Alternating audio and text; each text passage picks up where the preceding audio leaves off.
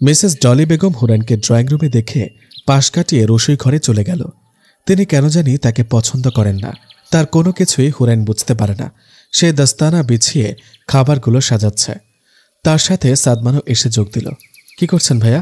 আপনি রেস্ট নিন, আমি সব করে নিব। কেন, আমি করলে সমস্যা কি? আপনাকে কাজ করতে দেখলে সবাই আমাকে বকাবকি করবে। আপনি সরেন তো, আমি সামলে নিব এদিকটা। সাদমান নাছর বান্দা, সে করবে। অগত্যা হুরাইন হাল ছেড়ে দিল। রুজবা আর তিহানা সালাদ তৈরি করছে। তারা প্ল্যান করছে কিভাবে হুরাইনকে নাস্তানাবুদ করবে। কে এমন টুন করতেছ তোমরা? রূপা কপাল কুঁচকে প্রশ্ন করল। হকচকে গেল দুজন। কিছু না তো, সন্ধ্যার পরে যে মার্কেট করতে যাব সেটাই ভাবছি, কি কিনবো আমরা, বলে 32 পাটি দাঁত বের করে দিল। ও তাড়াতাড়ি করো, আজানের সময় হয়ে গেছে গা, বলেই রূপা চলে গেল। বয়োজ্যেষ্ঠরা সবাই মিলে বসে আছে একসাথে। বড় ফুপি হুরাইনকে বলল, তুই তো টেবিলে বসবি না, তোর খাবারটা আলাদা করে প্লেটে নিয়ে যা তাহলে। তিহানা বলল, আন্টি আমি হুরাইনের জন্য আলাদা করেই সব রেখে দিয়েছি। ভালো করছাস। হুরাইন খাবার নিয়ে রুমে চলে আসলো। অজু করে ইফতারির সামনে বসে দোয়া করছে। আল্লাহ সুবহানাহু ওয়া তাআলা রোজাদার ব্যক্তির দোয়া কবুল করেন। আজানের মধুর ধ্বনিতে সে খেজুর দিয়ে ইফতার শুরু করল। শরবতের গ্লাসে এক চুমুক দিতেই তার গা গুলিয়ে আসলো। এত লবণ! এক মুঠো মুড়ি মুখে দিয়ে আর গিলতে পারল না, থুথু করে ফেলে দিল। এমন খাবার কারো পেট দিয়ে নামা মুশকিল। সে হতাশ হয়ে ভাবতে লাগে, এমন নোনতা খাবার নিচে সবাই কি করে খাবে। হন্তদন্ত হয়ে সিঁড়ি বেয়ে নিচে নামার সময় উঁকি দিয়ে দেখে সবাই মজা করে ইফতার করছে। তার চোখ ভিজে উঠল। কতটা জঘন্য হলে কারো ইফতার নষ্ট করতে পারে। চুপচাপ চলে আসলো রুমে। সকলের চোখ এড়ালেও তার কান্না ভেজা চোখ দুটো একজনের দৃষ্টিকে এড়াতে পারেনি। সাদমান থমকে গেল। কি হলো মেয়েটার? কান্না করছে আমি স্পষ্টত দেখলাম। সে উঠে দাঁড়ায়। কি হলো? উইটা দাঁড়ালি কেন? মেজফুপির কথায় সবাই তার দিকে তাকায়। কিছু না, আমার একটা ইম্পর্ট্যান্ট কাজ মনে পড়েছে। খেলে তো না কিছুই। প্লেটে খাবার সাজিয়ে রামিসা বেগম তার হাতে দিলেন। পরে খাইয়া নিস। রুজবা আর তিহানা একে অপরের দিকে তাকিয়ে পুনরায় খাওয়ায় মনোযোগ দিলেন। সাদমান লম্বা লম্বা পা ফেলে হুরাইনের রুমের সামনে গিয়ে দাঁড়ায়। দরজা ভেতর থেকে লক করা নেই, তাই সে সরাসরি রুমে ঢুকে পড়ে। তাকে সালাদ পড়তে দেখে সে উল্টো মুখ হয়ে দাঁড়ায়। হুরাইন সিজদায় অঝোর ধারায় কান্না করছে।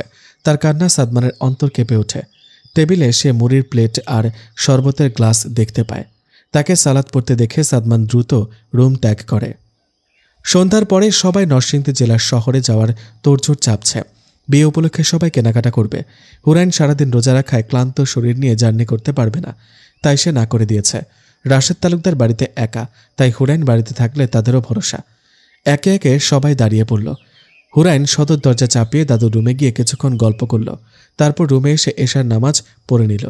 টেবিলে চোখ পড়তেই একটা সাদা কাগজে মোড়ানো চিরকুট দেখতে পেল। সেখানে গোটা গোটা অক্ষরে লেখা, তোর জন্য ইফতারি রেখে দিয়েছি। এগুলো ভালো, নষ্ট খাবারগুলো নিয়ে গিয়েছি, খেয়ে নিস। যদি না খাস তাহলে আছাড় মেরে ছাদ থেকে ফেলে দিব, মনে রাখিস। লোকটা চিরকুটে হুমকি ধামকি দিয়ে গেল। আজীব। হাতের কাজ শেষ করে নিচে আসে সে রাতের খাবার খাওয়ার জন্য। রাশেদ তালুকদারের রুমে কিছু পড়ার শব্দ শুনে দৌড়ে তার কাছে যায়। দাদু কি হয়েছে তোমার? এমন করছো কেন? হাত পা কাঁপছে অনবরত। কি করবে সে? এদিক ওদিক ছোটাছুটি করছে, মাথা কাজ করছে না। দাদু কথা বলো। রাশেদ তালুকদারের জ্ঞান হারিয়েছেন।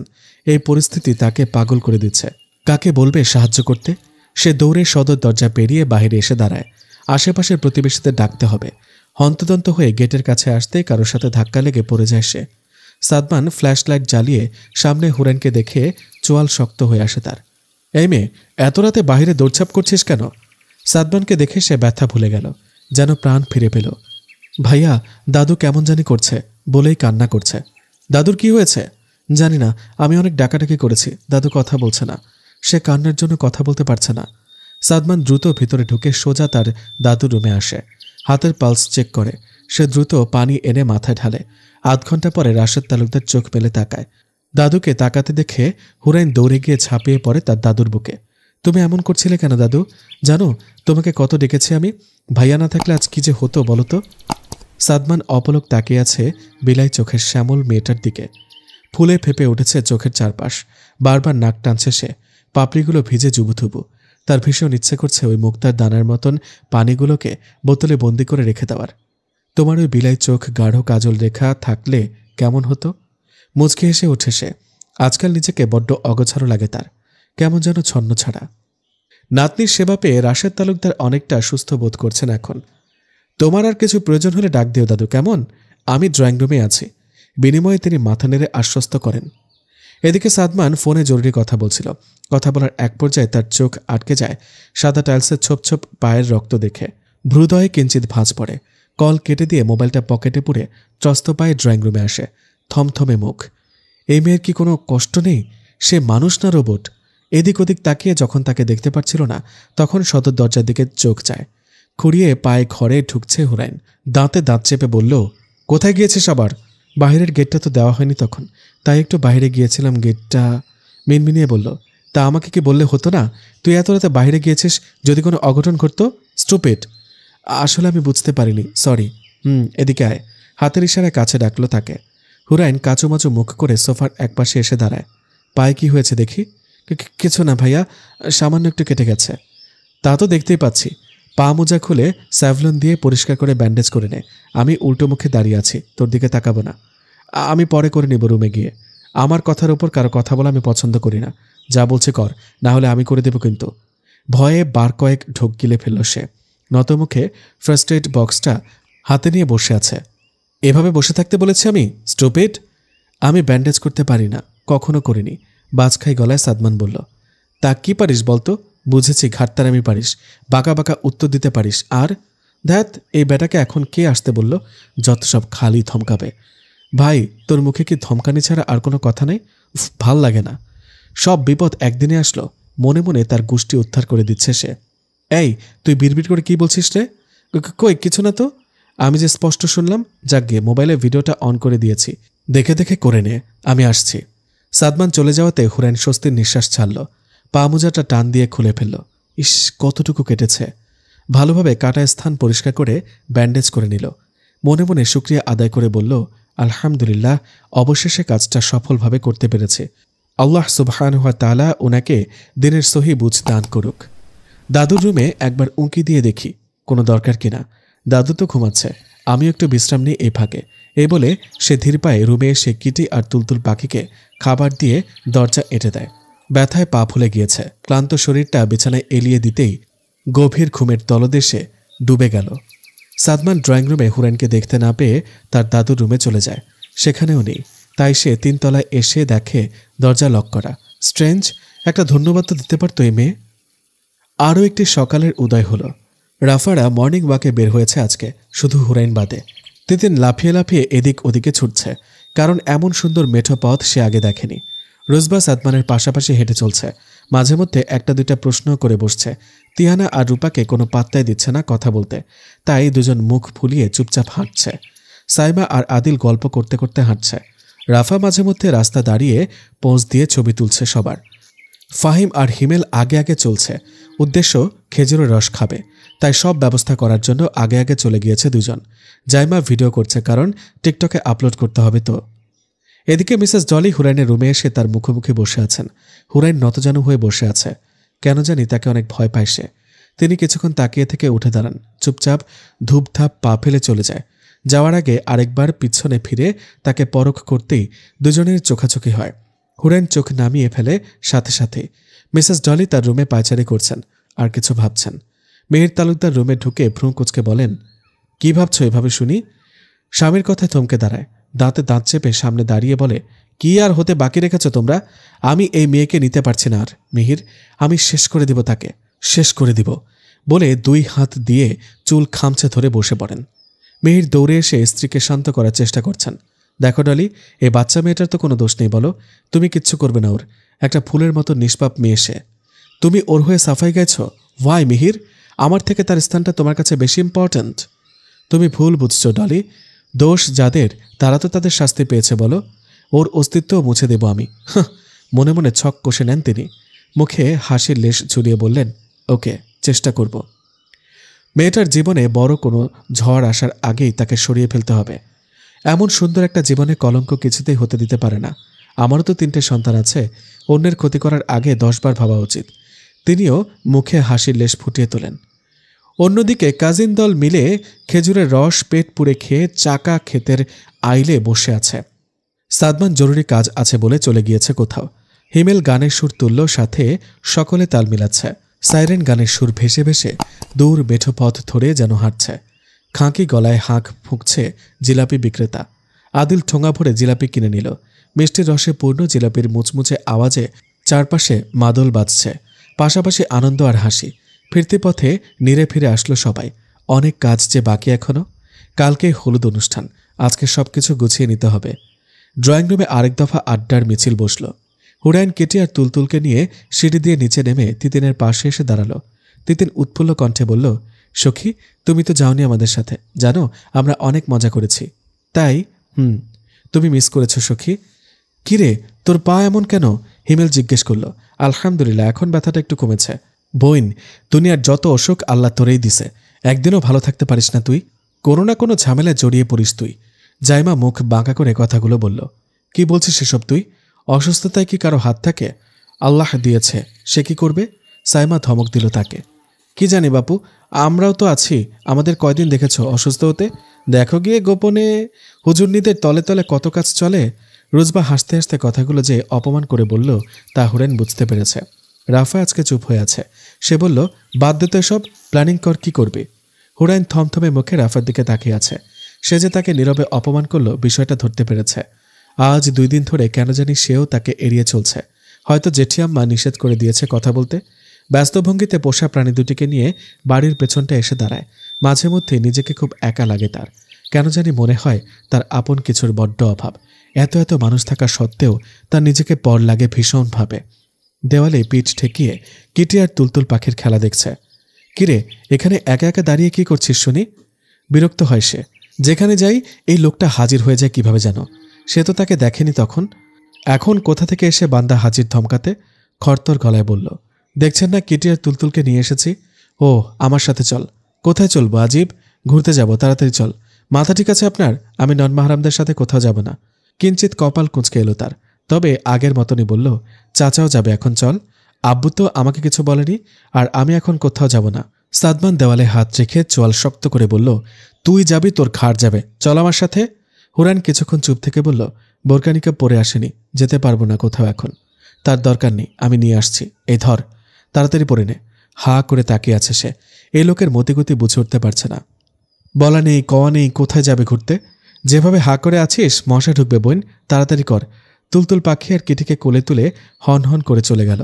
যাওয়ার আগে শাসিয়ে গেল, লেট হলে খবর খারাপ হবে তোর। ওই যে আছাড় 3তলা ছাদ থেকে পড়বে। হুরাইন রেডি হয়ে গাড়ির কাছে আসতে সাদমানকে জিজ্ঞেস করল, আব্বু কই ভাইয়া? চাচা আসবে, তুই বস গাড়িতে। গায়ের আঁকাবাঁকা মেঠো পথ ধরে গাড়ি চলছে শুরুত গতিতে। হুরাইন রেগে বোম হয়ে আছে। তা দেখে সাদমান বেশ মজা পাচ্ছে। সে আয়েশ করে বসে এদিক ওদিক তাকাচ্ছে। ভ্যানের মাঝখানে তুলতুল পাখি আর কিটি চুপটি করে বসে আছে। মৌনব্রত পরিবেশ থেকে বেরিয়ে এসে হুরাইন জিজ্ঞাসা করল, আমরা কোথায় যাচ্ছি ভাইয়া? গলা কাটার ট্যাগ, সাদমানের সোজা সাপটা জবাব। হুরাইনের হাত আপনা আপনি গলায় চলে গেল। কি বজ্জাত লোক, গলা কাটার ট্যাগ মানে? সে চকিত নয়নে ফের প্রশ্ন করে, ওখানে কি গলা কাটে নাকি ভাইয়া? সাদমান বিরস মুখে বলল, হয়তোবা। কি বলছেন আপনি? আমি নেমে গেলাম। আঙ্কেল, গাড়ি থামান। স্টুপিড, এভাবে গাড়ি থামাতে বলছিস কেন? রাস্তার লোকজন কি ভাববে? হাত মুচড়াতে মুচড়াতে বলল, আব্বু যাব, আমি এখনই আব্বু যাব। ফুপিয়ে কেঁদে দিল সে। আব্বু যাবে মানে? এই তুই কাঁদছিস কেন? ভ্যাবাচাকা খেয়ে গেল সাদমান। আপনি খুব খারাপ, আমি আর কোনো বেয়াদবি করব না সাদমান ভাই, আমার গলা কাটেন না। হেঁচকে তুলে কান্না করতে করতে কথাটা বলল সে। আরে বাপ, তুই থাম। আমি কি একবারও বলেছি তোর গলা কাটবো? আমরা তো ঘুরতে যাচ্ছি, তুই নাকের জল চোখের জল এক করে দিয়েছিস। তোর থেকে তো বেটার তোর এই পোষা বাচ্চা দুটি। কি সুন্দর গোলুমুলু সুইট, তোর মধ্যে কোনো ম্যাচুরিটি ছিটেফোটেও নেই। হুরাইন ঠোঁট ভেঙে ফুপিয়ে বলল, আব্বু যাব আমি। ফোঁস করে নিঃশ্বাস ছাড়ে সাদমান। আব্বু যাব বলে মুখ বাঁকা করে হেসে ওঠে। তুই কি পিচ্ছি রে ইলম? একদম কিউট বাচ্চাদের মতন আব্বু যাব। ছোট ছোট চোখ করে তাকিয়ে আছে হুরাইন। এই লোকটা ভীষণ মজা পাচ্ছে তাকে ভয় দেখিয়ে। নাক টানতে টানতে বলে, আপনি কিন্তু বলেছেন আব্বু যাবে আমাদের সাথে, তাই তো আমি সরল মনে বিশ্বাস করে আসছি আপনার সাথে। কে জানতো এত গরল এই ব্যাটার পেটে? যদিও এ কথা মুখে প্রকাশ করার সাহস হয় নাই তার। আমি কি একবারও বলেছি চাচা যাবেন আমাদের সাথে? সে কখন থেকে বলছেন চাচা যাবে, কিন্তু কোথায় আপনার চাচা? দাঁতে দাঁত চেপে প্রশ্ন করল। সামনে দেখ। ভূত দেখার মতো চমকে উঠল সে। আব্বু? আব্বু কখন এলো? তুই যেভাবে আব্বু যাবো বলে রাস্তা মাথায় তুলে কেঁদেছিস, চাচার তো হার্ট অ্যাটাক হয়ে যেত আরেকটু হলে। গাধি। পাল্টা কোনো উত্তর বা প্রশ্ন কিছুই করল না। নন মাহারাম সঙ্গ তার ভালো লাগছে না। কবে নাগাদ চট্টগ্রাম ফিরবে সেই প্রতীক্ষায় প্রহর গুনছে। কিন্তু তার এই চুপ থাকাতে কারো নজর লাগলো। সাদমান মোবাইল স্ক্রল করতে করতে বলল, সেজু চাচা, আপনার ছোট মেয়ে আজকে যা করলো, আমাকে তো ছেলে ধরা ভেবে রাস্তার মানুষে কেলানি খেতে হতো। আরজু তালুকদার চোখ রাঙিয়ে চুপ থাকতে বললেন, কারণ তিনি তার মেয়ের সম্পর্কে জানেন। তাই গলা খাকারি দিয়ে বললেন, সাদমান বাবা, তার কত সময় লাগবে পৌঁছাতে? 10 থেকে 15 মিনিট চাচা। কথাটা বলে সে পুনরায় মোবাইল নিয়ে ব্যস্ত হয়ে পড়ে। আব্বু, গাড়িতে ওঠার দোয়াটা পড়েছ তুমি? হুরাইনের প্রশ্নে আরজু তালুকদারের মুখ চুপসে যায়। মেকি এসে বললেন, তাড়াহুড়োয় ভুলে গিয়েছিলাম আম্মু। তোমাকে কত বলেছে আব্বু, গাড়িতে ওঠার সময় দোয়াটা আগে পড়বা। ভুলে গেলে চলবে, আমার সাথে সাথে পড়ে নাও। সুবহানাল্লাযী সাখখার লানা হাযা ওয়া মা কুন্না লাহু মুকরিনিন ওয়া ইন্না ইলা রাব্বিনা লামুনকালিবুন। অর্থ, পবিত্র মহান সেই সত্তা যিনি আমাদের জন্য একে বশীভূত করে দিয়েছেন, অন্যথায় আমরা একে বশীভূত করতে সক্ষম ছিলাম না, আর আমরা অবশ্যই আমাদের রবের নিকট প্রত্যাবর্তন করব। হিমেল ছাদের রেলিং ঘেঁষে লাগোয়া বেঞ্চে বসে আছে। গরম চায়ের কাপে চুমুক দিচ্ছে আর হাতে থাকা ডায়েরিটা পড়ছে। ক্ষণে ক্ষণে মুচকি হাসছে। মেয়েটা এত সুন্দর করে ডায়েরি লেখে, বাহ! আমি যে নিজেকে ধরে রাখতে পারছি না রে ছোখানু। তোর সোনাই হতে আমিও চাই, সেই অধিকার আমারে দিবি ছোখানু। গোটা গোটা হাতের লেখার উপর হাত বোলায়। জারুল ফুলের সুভাষ আসছে তার নাকে। সে আবারও আওড়ালো লেখাগুলো। শুনো সুখ পাখি, শোনাই রে কইও গিয়া, তার সোখানুর মন হইল পুইরাসাই। এই যে পত্র আসে না মেলা দিন হইল, খাঁকি গলায় ডাক পিয়নের হাঁক ডাক আর পাই না। এ সিডি আইসে তোর, কই রে সোখানু, কই গেলি? বাইর হইয়ায়।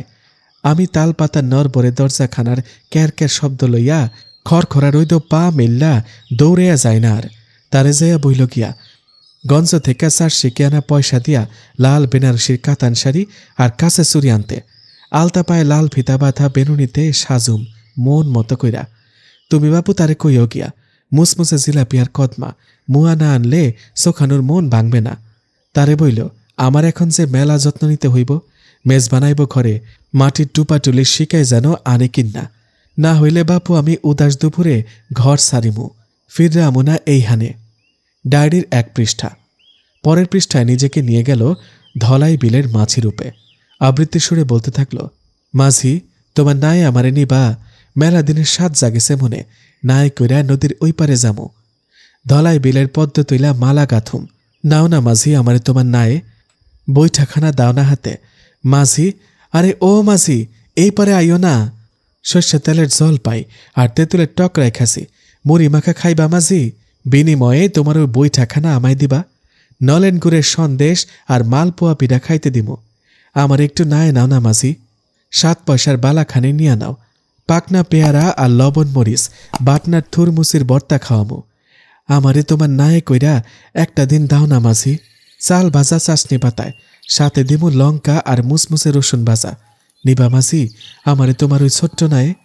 এক পাশে বসে আমি পা ভিজামু গাঙ্গের জলে, হাতখানা মেলাইয়া মাঝি পা লুরামু ওই পারে, মাঝি তোমার নাই নাও না আমারে, শালুক ফুলের লাজ লাগেছে, সাধ্য কইরা সাহস আনছি, নিবা মাঝি ধলাই বিলের পদ্ম বিলে। শ্যামলতার শুভ্র নীল। তার ধ্যান ভাঙল তিতিনের ডাকে। হিমু ভাইয়া, এটা কি তোমার ডায়েরি? থতমত খেয়ে যায় সে।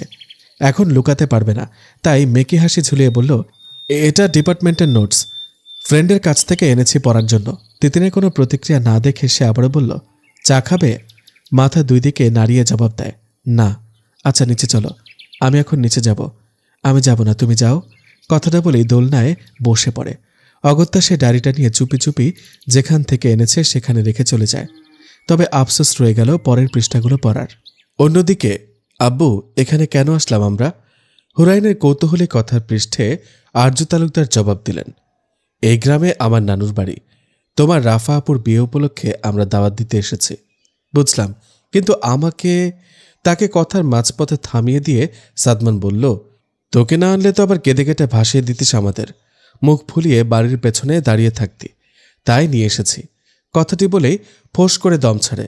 ইস, আরেকটু হলে আমার মান সম্মান ডুবিয়ে দিত এই মেয়ে। আচ্ছা তুলতুল পাখি, তোর মাম্মাম তো তোর পাপ্পাকে পাত্তাই দিচ্ছে না, তোরাও তো পারিস একটা লাইন খাট ধরাই দিতে। খালি কোলে উঠে আদর নিস পাপ্পার, বিনিময়ে কিছু দে বাপ। কোলে থাকা তুলতুল পাখির গায়ে হাত বুলাতে বুলাতে সাদমান মিনমিন করে কথাগুলো বলে। ফালতু লোক একটা, আমার মতো নাদান বাচ্চাকে নাকানি চুবানি খাওয়াচ্ছে রীতিমতো। রূপা কি দেখে যে ক্রাশ নামক বাসটা খেলো কে জানে। যত সব, একবার যাই চট্টগ্রাম আর এমুখ হব না ইনশাআল্লাহ তাআলা। নিজে নিজে বকবক করছে সে। একতলা বাড়িটির একটি রুমে বসে আছেন তারা। মেজবান মেহমানদের আপ্যায়নে ব্যতিব্যস্ত হয়ে পড়েছেন। গরম গরম ধোয়া ওঠা চিতই পিঠা, সাথে দিলেন সরিষা ভর্তা আর কাঁচা মরিচের সাথে ভিজা চাপা শুটকির ভর্তা। দারুণ লাগছে খেতে। সাদমান হুরেনকে ঝাল খেতে দেখে নিজেও চেষ্টা করল খেতে, কিন্তু পারতপক্ষে তার চোখ লাল টকটক হয়ে ফোয়ারা বইছে। হো হো করে ঝাল কমানোর ব্যর্থ চেষ্টা। ঢকঢক করে পানি গিলছে। আর্য তালুকদার তাড়াতাড়ি এক মুঠো চিনি এনে দিলেন। ঝাল কিছুটা কমেছে এখন। এই জীবনে আর ঝাল খাওয়ার নাম নিবে না সে। যেটা খেতে পারে না সেটা খাওয়ার কি দরকার? উল্টো নিজের ক্ষতি। কথাটি বলে হুরাইন উঠে দাঁড়ায়। একটা বড় রেস্টুরেন্টের সামনে দাঁড়িয়ে মিসেস ডলি কারোর জন্য অপেক্ষা করছেন। চোখে মুখে স্পষ্ট বিরক্তির ছাপ ফুটে উঠেছে। বারবার তিনি হাত ঘড়ি দেখছেন। মিনিট দুয়েক পরে একজন মধ্যবয়স্ক লোক হাতে ইশারা করলেন। তিনি চট জলদি মাস্ক পরে হনহন করে হেঁটে চলে যান লোকটির কাছে। রুক্ষ কণ্ঠে প্রশ্ন করেন, তোমার এত লেট হলো কেন? আধ ঘন্টা দাঁড় করিয়ে রেখেছ তুমি। সরি ম্যাম, আসলে রাস্তায় জ্যামে আটকা পড়ে গিয়েছিলাম। ইটস ওকে, কাজের বেলায় কিন্তু লেট হওয়া চলবে না। বেশ মোটা অঙ্কের টাকা পাচ্ছ কিন্তু, মনে থাকে জানো? জি ম্যাম, মনে থাকবে। কথাটি বলেই একটা খাম হাতে নিয়ে লোকটি চলে যায়। লোকটার যাওয়ার পানে চেয়ে থেকে কুটিল হাসি দেন মিসেস ডলি। মোবাইল ফোনটা হাতে নিয়ে কাউকে কল দেন। ফোনটা রিসিভ হতেই তিনি বললেন, কাজ হয়ে গেছে, এখন শুধু ঘুঘুকে ফাঁদে ফেলে বাগে আনতে হবে। অপর পাশ থেকে কেউ বলে উঠল, ঘুঘুর পাখনা ছাঁটাই করে পিষে ফেলতে হবে। কথাটি বলেই খ্যাক খ্যাক করে হাসতে লাগলো। এই সপ্তাহের ভেতরে যা করার করে ফেলতে হবে। আমি কিন্তু কাজে কোনো রকম গরমিল চাই না। পাক সাফ কাজ করে নিবা, না হলে কিন্তু তোমার পাখনা আগে ছাড়ব। কথাটা মনে থাকে যেন, বিন্তু খন্দকার। কথাটি বলে ফোন কেটে দিয়ে তিনি গাড়িতে উঠে পড়েন। এদিকে হুরাইন কিটি আর তুলতুল পাখিকে সুন্দর দেখে ম্যাচিং করে টিউলিপ ফুলের জামা পরান। মাশাআল্লাহ, কি কিউট আমার বাচ্চা দুটো। সে খুশি মনে তাদের নিয়ে ড্রয়িং রুমে আসে। বাহ হুর, তোর বিলাই দুটারে কি সুন্দর জামা পরাইছত। গুলুমুলু, দে তো একটু কুলে নেই। চাচির কথায় হুরাইন বলে উঠল, যাবে না ছোট চাচি, তুমি সেধেই দেখো না। কি বিচ্ছু রে হুর, তোরে সারা কারোর কোলে আসে না। এদিকে সাদমান সিঁড়ি দিয়ে নামতে নামতে বাহাদুর কণ্ঠে জবাব দিল, কিন্তু কেউ হয়তো ভুলে গেছে চাচি, এই বিড়াল ছানা দুটো আমার কোলে ঠিকই ওঠে। অবশ্য দেখতে হবে না, হ্যান্ডসাম একটা ছেলে, যে কেউ দেখলেই কোলে কেন বাড়ির ঠিকানা মোবাইল নাম্বার পর্যন্ত চেয়ে বসে। ছোট চাচি, কেউ হয়তো জানে না, এমন অনেকে আছেন জহুরত চোখের সামনে পড়ে থাকলেও চেয়েও দেখে না। জানিয়ে দিলাম। কথাটা বলেই বাহির উঠোনে চলে যায়। তার পেছনে পেছনে কিটি আর তুলতুল পাখির শরীর দুলিয়ে দুলিয়ে যাচ্ছে। তানিয়া খাতুন মুচকি হেসে সাদমানকে বললেন, অরে কিছু কইও না, পরে দেখবা কাইন্দা কাইটটা বাড়ি মাথায় তুলে নিব। সাদমান হাসি শ্লেষ ঠোঁটে ঝুলিয়ে রিমোট হাতে সোফায় বসে পড়ে। টিভি অন করে হিন্দি মুভি ছেড়ে দেয়। সাউন্ড যেন ঘর ছেপে বাড়ির বাহিরে ছিটকে পড়ছে। উদ্দেশ্য ভিন্ন তার।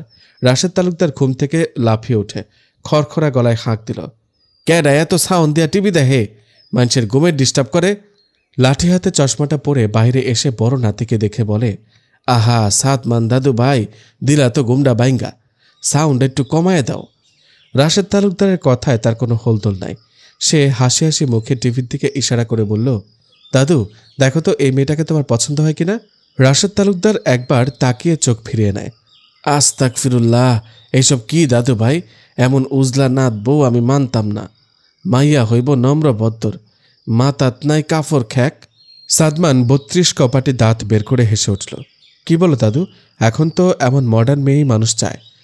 তুমি জানো ইনি কে? আমার ক্রাশ, ইন্ডিয়ান সেরা নায়িকাদের মধ্যে টপ আছে। রাশেদ তালুকদার লাঠি উঁচু করে বলে, আমি বাচ্চা থাকতে এই মাইয়া এই বাড়ির বউ হইতে পারবো না, এই আমি বইলা দিলাম। সাদমান হাত বাড়িয়ে এক টান দিয়ে লাঠিখানা নিজের কাছে নিয়ে বলে, ও দাদু তোমার কেমন মেয়ে পছন্দ শুনি। আমার পছন্দ দিয়া কি হইব, তোমাদের পছন্দের লগে আমার পছন্দ মিলব না দাদু ভাই। আজকাল যুগের পুলা মাইয়া গো মতি গতি ঠিক নাই। কথাটা বলে হতাশ মনে সাদমানের পাশে গিয়ে বসেন। যাহ পুরো, যদি তোমার পছন্দের কেউ থাকে তাহলে আমাকে বলো, আমি আগে লাইন মারব, তারপর তোমার। ওকে? ফিসফিস করে কথাটা বলল। আমার কি আর হেই বয়স আছে দাদু ভাই? আমি চাই আমার বড় নাথ বকুনি হইব, নম্র ভদ্র হইব, আদব কায়দা থাকব, বালা বংশ দেখা মাইয়া আনমু, নামাজি হইতে হইব। তোমার এই হীরের টুকরো নাতিকে এমন গেও মেয়ের সাথে বিয়ে দিবা? কাঁদো কাঁদো ভাব নিয়ে রাশেদ তালুকদারের দিকে তাকিয়ে আছে। সংসার সুখের হয় রমণীর গুণে, কথাখানা মিলাইয়া নিও। যাই হোক, তোমরা যেমন মাইয়া পছন্দ করো হেমন দেখকে কইরো, তবে আমার ছোট গিন্নিরে দিমু রাজপুত্রের লাহাইন নম্রভদ্র নামাজি পোলা দেখা। সাদমান এবার খুব খুব করে কেসে উঠল। তাকে কাশতে দেখে রাশেদ তালুকদার হন্তদন্ত হয়ে পিঠে হাত বুলাতে বুলাতে বলে উঠল, কি হয়েছে দাদু ভাই, পানি খাইবা? এত হাইপার হওয়ার কোনো কারণ নেই দাদু, আমি ঠিক আছি। তা বলছিলাম কি, তোমার ছোট গিন্নির পাত্র নির্বাচনে একটু ছাড় দেওয়া যায় না? কথাটা বলেই টিভি দেখায় মনোযোগ দেয়। তাদের কথার মাঝে আরজু তালুকদার এসে বলেন, তা কার পাত্র নির্বাচন করা হচ্ছে শুনি? সাদমান এবার রয়ে শয়ে বসে, চোখে ইশারা করে দেখায় রাশেদ তালুকদারকে। তা দেখে আরজু তালুকদার হা হা করে হেসে ওঠেন। হাসতে হাসতে তিনি বলেন, বাবা, আসলে তুমি এই বয়সে বিয়ে করতে চাচ্ছ? ছেলের কথা শুনে রাশেদ তালুকদারও দমে যাবার পাত্র নন। তিনি ঘাড় উঁচু করে গম্ভীর মুখে বলেন, কেন, বিয়া করলে তোমাকে কোনো সমস্যা? না বাবা, সমস্যা কেন হবে? আমরাও নতুন মা পাবো। দেখেছ সেজু চাচা, বুড়ার এই বয়সেও বিয়ে করার শখ, আর আমরা জোয়ান পুলাগোর কপালে বোধ হয় আর বউ জুটবে না। মুখ ভোঁতা করে কথাখানা বলে উঠল সাদমান। তিনজন অট্ট হাসিতে মেতে উঠলেন। অন্যদিকে হিমেল ছিপ দিয়ে মাছ ধরছেন পুকুর থেকে। শান বাঁধানো শ্যাওলা সিঁড়িতে বসে বসে হুরাইন পাবদা ফুলের মালা গাচ্ছে। তা দেখে হিমেল মনে মনে কবিতার ছন্দ মিলায়। ওই সুবিশাল আকাশে জমে থাকা মেঘেদের ছায়ায় তোমার হাসি যেন ফুটন্ত শাপলা ফুল। আপন মনে হেসে হেসে ছিপ ফেরে মাছ ধরে ডুলোয় পড়ছে। এদিকে কিটি আর তুলতুল সেজেছে পাবদা ফুলের মালায়। হুরাইন তাদের দুজনকে দেখে টিম টিম চোখে তাকিয়ে থেকে বলে, এইবার সুপাত্র পেলেই কন্যার বিয়ে দিয়ে নিজেকে হালকা করতে হবে। তার আস্তে বলা কথাটুকু হিমেল কান খাড়া করে শুনে ফেলেছে। সে ঠোঁটের কোণে হাসি ঝুলিয়ে বলে, তা কন্যার মায়ের আগে হোক, কারণ পিতাহীন কন্যার বিয়ে কে নিব শুনি? কেন, আমার কন্যারা কি কম সুন্দর নাকি? কন্যাদের বিয়ে না হয়ে যাবে কই? এমন রূপবতী কন্যা এই 10 গ্রামে খুঁজা পাবে কেউ? তা কন্যার মা কি পাত্র পাচ্ছে না? মানে একটু খটখালি করতে পারলে তো একখান ছাতা আর লুঙ্গি পাইতাম, সাথে এক পেট খাবার আর মিষ্টি যোদ্ধা দিয়া জাহাজি সুপারির পান। এমন দয়ামায়াহীন ঘটকের দরকার নাই। সে কখন থেকে মাছ ধরতেছ, একটা মাছ তো আমার মাইয়া গদিতে পারতা। বলেই সে বাড়ির দিকে চলে যায়। হিমেল তার যাওয়ার পানে তাকিয়ে আছে। আপন মনে ভাবনা কাটিয়ে কাজে মন দেয় সে। রোজবা সেই কখন থেকে তার নতুন বয়ফ্রেন্ডকে বোঝাচ্ছে তার এখন সময় নেই, দেখা করতে পারা সম্ভব না। কিন্তু সে নাছর বান্দা, তাকে যে করেই হোক 2 দিনের ভেতরে দেখা করতেই হবে, না হলে থানায় মামলা দিবে টাকা খাওয়ার। ঘরের ভেতর পায়চারি করছে অনবরত। দাঁত দিয়ে নখ কাটতে কাটতে চিন্তা করছে কি করা যায়। মিনিট 10 পরে তার মাথায় আইডিয়া আসলো। সে চুপি চুপি তিহানার কাছে এসে বলল, এই বনু, একটা কাজ করে দিবি? বিনিময়ে তোকে একজোড়া দুল দিব, ওই যে নীল রঙের, যেটা সেদিন পছন্দ করেছিলি। তিহানা গদগদ হয়ে বলে, কি কাজ আপু বলো, আমি এখনই করে দিব। রুজবা তাকে বলল, এভাবে না, কানে কানে বলবো, কেউ শুনে ফেলবে, কাছে আয়। তুমি চিন্তা করো না আপু, কাজটা হয়ে যাবে। মনে করো অলরেডি আধা কাজ হয়ে গেছে। রোজবা খুশি। তিহানা চুমু দিয়ে দৌড়ে চলে যায়। ভর দুপুরে রূপা, নুরি আর হুরাইন চাকা খেতে ইঁদুরের গর্ত থেকে ধানের হিজা তুলছে। জহরির চোখ দিয়ে একটা একটা করে গর্ত খুঁজে বের করছে তারা। নুরি পলিথিনে করে ধানগুলো তুলছে। হুরাইন বাঁশের জিংলা দিয়ে গর্ত খুঁড়ছে। রূপা মাটি সরিয়ে তামার ছিপি দিয়ে ধান বের করছে। খুশিতে গদগদ হয়ে নুরি বলল, আজকে অনেকগুলা ছাট খই হইব এগুলা দিয়া। হাইজাবেলা আগুনের কুণ্ডলি জ্বালাইয়া ধানগুলান পুরামো কিন্তু। রূপা শক্ত হাতে মাটি সরাতে সরাতে বলল, ওই জিলাপি খাইবি না? রেনুর বাপে জিলাপি দিব, আর যে ধান দিলে কমসে কম 3টা জিলাপির চাক পামো। 3 জনে মিল্লা জিল্লা খামো, বাহে যেডি হেডে দিয়া ছাট খই বানামো। কি কস কালা পেতনি? হুরাইন কপাল কুচকে রাগত স্বরে বলল, আমার একটা সুন্দর নাম আছে, কিন্তু এভাবে কাউকে সম্বোধন করা উচিত না। রূপা ছিপি হাতে কোমর ধরে দাঁড়িয়ে জবাব দিল, আইসা বইন মাফ করাল্লা, আর কমো না। এ নুরি হুনসত, আর কবি না হেরা কালাপাতনি। নুরি 32 কপাটির দাঁত বের করে বলল, হুনসি বইন, থাম আল্লাহ, এখন আয় যাই জিলাপি কিনবো, অনেকগুলান ধান হয়েছে। বাড়ির কেউ দেখতে পাইলে কিন্তু পিটনি একটাও মাটিত ফরত না। তার কথায় বাকি দুজন সায় দিল। হুরাইন বোরকার গোছা ধরে সাবধানে হাঁটছে যাতে ময়লা না ভরে। মাটির রাস্তার দুই ধারে সারি সারি সুপারি গাছ। চাকা খেতে ধানের চোছা শুকনো গোবরের ঝুরঝুরা গুটে দিয়ে পুটপুট করে পুড়ছে। বিশাল বড় মাঠ, খল্লা তুলে ধান শুকানোর জন্য মানুষের পায়তারা। গ্রামের মেয়ে বউরা জটলা বেঁধে গল্প করছে, ক্ষণে ক্ষণে ধান নাড়ছে। শীতের এই দিনে সরিষা ফুলে মোহমোহ ভোম করে দৌড়ে বেড়ায় মৌমাছির দল। কচুরি ফুলে ভরে উঠেছে দিঘির জল। এই সামিয়ানা প্রকৃতির ঘোর থেকে বেরিয়ে হুরাইন দুই বোনের পিছু হাঁটছে। মানুষজন তার দিকে কেমন করে আর চোখে তাকিয়ে আছে, যা তাকে দারুণ অস্বস্তিতে ফেলে দিয়েছে। সে আলগোছে রূপার ডান হাত টেনে বিরক্তিসূচকভাবে জিজ্ঞেস করল, এ রূপা, আর কত দূর? আমার পা ব্যথা করছে, চল বাড়ি চলে যাই। হুরাইনের এহেন কথার পিঠে রূপা জবাব দিল, বোন, আই অ্যাফোর্স একটু সামনে বলেও বাইর যাওয়ার নাম নেবি না সেমরি। আমার তো জিব লাডা লক লক করতেছে, কখন জিলাপি খামো। নুরি ঠেস দিয়ে বলল, লুলদানি পৈরাইতে বোন। ধুম করে রূপা নুরির পিঠে কিল বসিয়ে দিল। লেগে গেল দুই বোনের ঝগড়া। হুরাইন অতিষ্ঠ হয়ে বলে, এই, তোরা এমন সারের মতন মাঝ রাস্তায় ঝগড়া কেন করছিস? মানুষ কি ভাববে বলতো? দুইজন চুপ হয়ে গেল। নুরি পলিথিন ভর্তি ধান নিয়ে রেনুদের বাড়িতে প্রবেশ করে। রূপা আর হুরাইন বাড়ির বাইরে দাঁড়িয়ে আছে। মিনিট পাঁচেক পরে ঠোঙা হাতে নুরি তাদের কাছে এসে জিলাপির ঠোঙাটা রূপার হাতে তুলে দেয়। রূপা খুশিতে গদগদ হয়ে ঠোঙা মেলে চোখ বড় বড় করে বলে, এ নুরি, এতগুলান দান দিয়া মাত্র এই কটান জিলাপি দিছে? তুই কি খাইয়া আইসত নাকি হেনতে? সত্যি করে ক। নুরি তেতে ওঠে, আঙুল উঁচু করে বলে, আমি কি তল লাইন নাকি? জানোস, অনেক গ্যাডাগেডি করে এডু কানছি। বজ্জাত রেনুর বাপে দিতে চায় না, বলে কিনা খারের আর কেলাইয়ের দাম বাড়ছে, তাই জিলাপির দামও এখন কেজিতে 30 টাকা করে বাড়ছে। আচ্ছা বোন, এবার তাড়াতাড়ি চল, বাড়িতে যেতে হবে। আম্মু না পেলে অনেক বকাঝকা করবে। হুরাইনের কথায় রূপা মুখ বাঁকা করে বলে উঠল, এই সেমরি, জিলাপি না খাইয়া কি বাড়ির যাবি? কেউ যদি জিগায় জিলাপি করতে আনছি তখন কি কবি?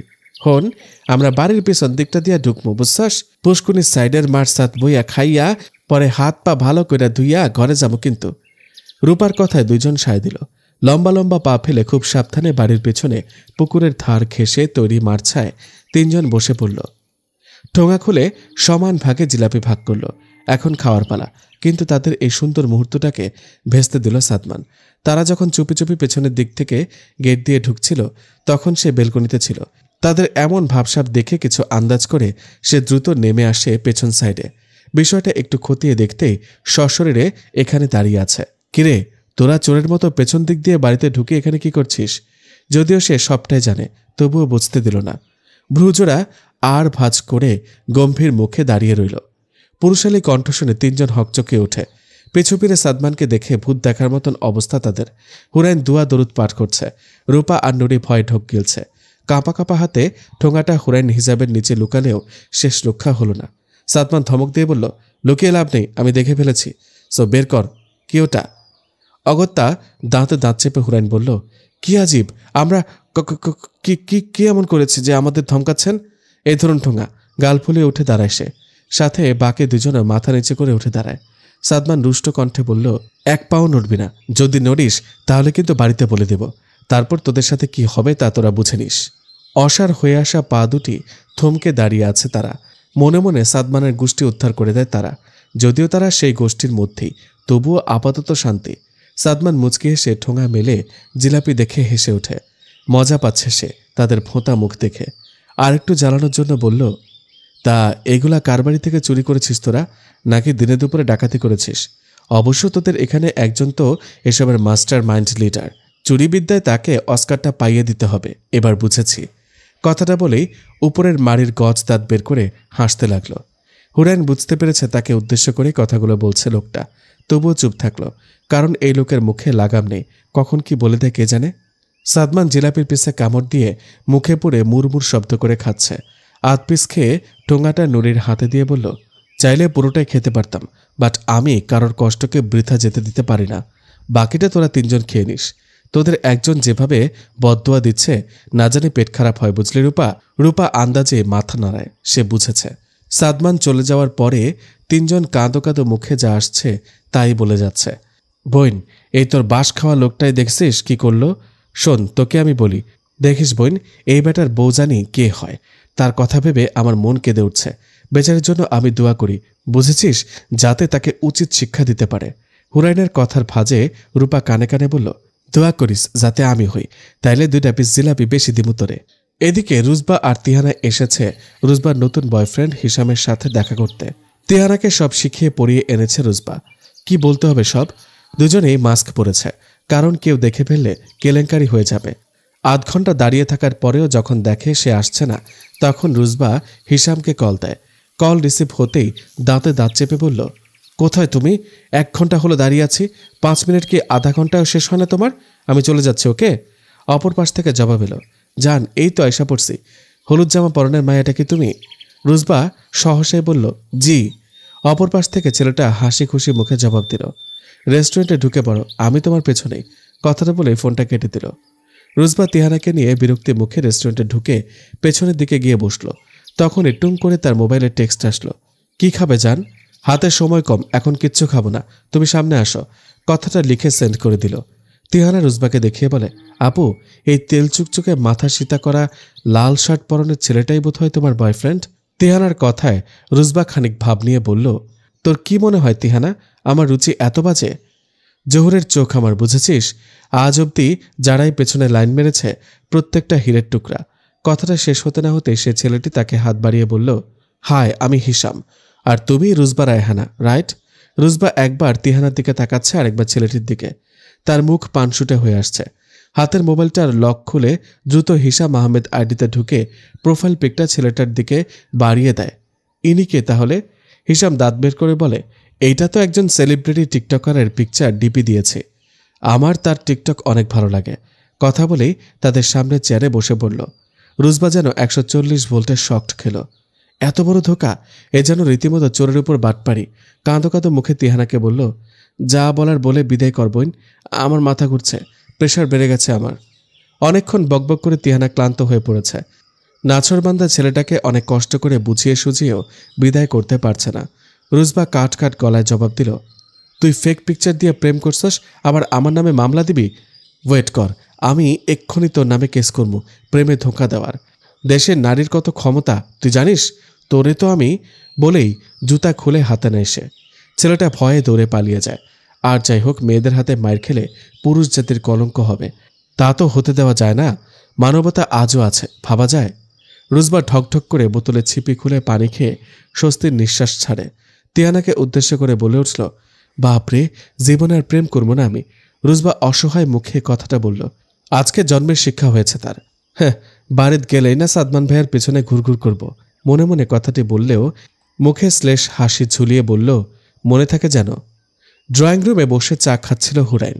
গায়ের চাদরটা জড়িয়ে ধরে পা গুটিয়ে বসে তার মেজ ফুপির গল্প শুনছে।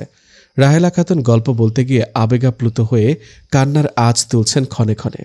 হঠাৎ কলিং বেল বেজে ওঠায় হুরাইন উঠে গিয়ে দরজা খুলতেই চোখের সামনে যা দেখে তাতে তার চোখ কপালে উঠে যায়। সাদমান একজন মেয়েকে নিয়ে দাঁড়িয়ে আছে। পরনের পোশাক আশাক দেখে বোঝা যাচ্ছে শহরের মেয়ে। রাহেলা খাতুন গলা উঁচু করে জিজ্ঞেস করলেন, কিরে, কে এসেছে হুর? তার কথার পিঠে সে জবাব দিল, সাদমান ভাইয়া। মোবাইল থেকে চোখ সরিয়ে সাদমান দরজার পাশে দাঁড়ানো তরুণীর দিকে তাকালো। সাদা রঙের চাদরের গায়ে গুটি গুটি সুতোর কাজ। এতে যেন কেমন অদ্ভুত সৌন্দর্যের প্রতীক ফুটে উঠেছে। বিলাই চোখ দুটির মাধুর্যতা যেন দিন দিন বেড়েই চলছে। সাদমানের এভাবে তাকানোতে হুরেন বিরক্ত হলো। তার পাশের তরুণীও কেমন কৌতূহল চোখে পরখ করছে তাকে। অস্বস্তি বেড়ে গেল তার। দৃষ্টি নামিয়ে এদিক ওদিক আতিউতি করছে। এই মেয়েটা নিশ্চয় ভাইয়ার কাছের কেউ। এত ঘাটল না। চিবুক নত করে পাশ থেকে চলে আসতেই অপরিচিত মেয়েটি তটস্থ কণ্ঠে বলল, তুমি কি হুরাইন? হুরাইনের পিলে চমকে ওঠে। পা থমকে ঘাড় ঘুরিয়ে পেছনে তাকায়। সামনে তাকানো মানবীর চোখে উত্তর শোনার উদ্বিগ্নতা। আমার নাম জানলো কিভাবে? ভোতা মস্তিষ্ক এত চাপ নেওয়ার আগেই আবারও চমকালো। তুমি ভাবছ কিভাবে তোমার নাম জানি আমি? সামনের দিকে মাথা ঝাঁকিয়ে বুঝালো, হ্যাঁ। মেয়েটা সাদমানের দিকে তাকিয়ে বলল, তোমাদের সবার সম্পর্কে মোটামুটি আমি জানি। ভাইয়া আসার সময় বলেছে এ বাড়িতে একমাত্র তুমিই নাকি অদ্ভুতভাবে চলাফেরা করো, কী সব পড়ে থাকো। তাই প্রথম দেখাতে দর্শন হলো তোমার সাথে, আর চিনেও নিলাম তোমাকে। হুরাইন চুপচাপ কথাগুলো শুনছে শুধু। আর চোখে একবার সাদমানের দিকে তাকাতেই দেখতে পেল তার চোখে মুখে বিরক্তিভাব স্পষ্ট। হাতঘড়ির দিকে বারবার তাকাচ্ছে। সে হয়তো চাচ্ছে না মেয়েটি কথা বলুক তার সাথে, তাই সে চুপচাপ সরে আসে সেখান থেকে। এমন আচরণে তরুণী হতভম্ব হলো। সাদমান তো জানেই এই মেয়ে যে নিজের মসজিদে চলে, তাই সে তাড়া দিয়ে বলল, রিঙ্কু এখানে থাকবি নাকি? ভেতরে চল। মেয়েটি তার হাত ধরে ভেতরে চলে গেল।